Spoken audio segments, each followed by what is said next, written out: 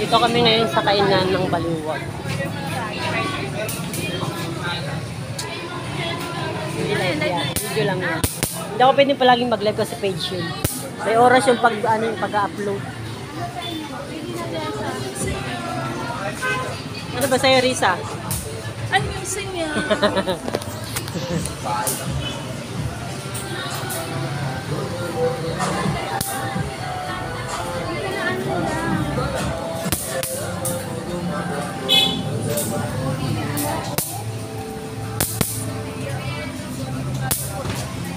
Sarap yung mga pagkain. Inom ba kayong dalawa? Ba, inom ang dalawa. Sana all. Ayan yung masarap yata. Rin sa'yo yung natikman ko doon. Yan ba yun? Oo nga. Oo.